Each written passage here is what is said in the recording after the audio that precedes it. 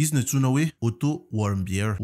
Zay angamba izy amin'ny teny frantsay. Mpianatra Amerikana izy mpianatra ekonomia atao amin'ny université au Virginia. Teraka tany amin'ny Cincinnati tany lereo tany amin'ny taona 1994. Tamin'ny taona 2015 izy dia naneritreritsa ho any Corée du Nord.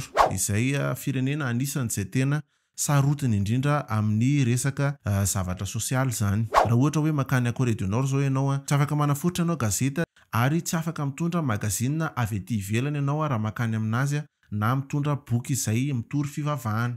Izay moa zany no lalàna ao Corée du Nord.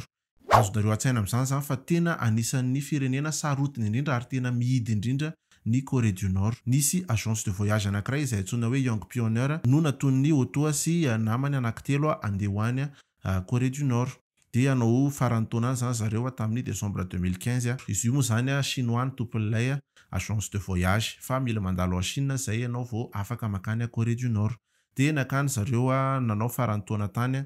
Dia tsy aiza nahazo an'ity Otto Warmbier ity fa tany amina hôtely anankiray izay antsoina hoe Yangakab, mialatsiny raha ohatra diso kely. Tao amin'ny hôtely io zany no nakao zareo dia nanongotra afisy, izay afisy resaka propagande leria tamin'izany fotoana izany. Hitan'ny manam-pahefana tao Pyongyang moa zany ilay vidéo an'leria nanongotra ny afisy io ary dia nosamborin'ny manam-pahefana tao leria tamin'io fotoana io. Ny ampanganana azy moa zany dia lazaina fa nanala afisy na nangalatra afisy na propagande tao amin'io hôtely io. Dia tao aorianan'izay leria dia notsaraina tamin'io 16 mars 2016 io leria vao heloka tao anatin'izany. Tao anatin'izany dia nandefa vidéo ny nord-coréenne tany amin'ny CNN any Amerika mba ho alefa tamin'ny télé ao amin'ny CNN moa zany mazava ho azy. Laza moa leria tao anatin'ny vidéo io fa hoe milamina tsara aty tsy mandarondaroka na ny polisy ny sisa sy ny sisa. Laza koa leria tao anatin'ny vidéo io fa misy organisation ana mpianatra hono sy ny CIA no nanampy anazy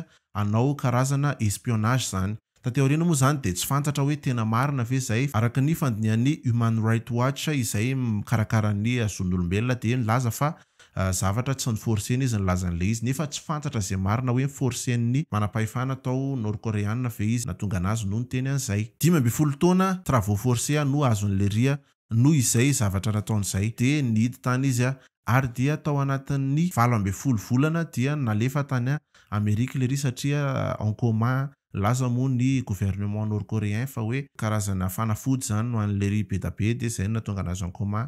Nefa ny Amerikana kosa milaza fa nampijaliany zareo lery tany dia tsy fantatra moa zany. Tonga tao Amerika leria ny juin 2017 enina tao aorianan'izay leria dia maty. Ny Amerika moa zany dia milaza foana hoe nampijaliana ara-tsaina sy brutalisena zay natonga an'leria lasa en commun. Ny autopsie nefa milaza fa tsy nisy fampijaliana tamin'ny vatana zany no nahazo azy. Mety ara-tsaina zany tsy fantatra zay nahazo azy. Tahaka an'izay ny nahazo any Otto Warmbier laza moa izy tao nandritra ny fitsarana azy fa hoe ino ny erreur fatale indrindra nataony ary tena marina ilay izy satria tena maty mihitsy izy tao aorianan'izay. Zay zany ny fitandremana hoe tandremiana mandeha rehefa any amin'ny tanin'olona mila mitandrina amin'izay zavatra tao. Tao aorian'izay dia nilaza ny agence de voyage antsoina hoe Young Pioneer moa zany izay nilazaintsika tany aloha hoe tsy handefa Amerikana ho any amin'ny nord-coréen amin'ny tanàna Kim intsony zany.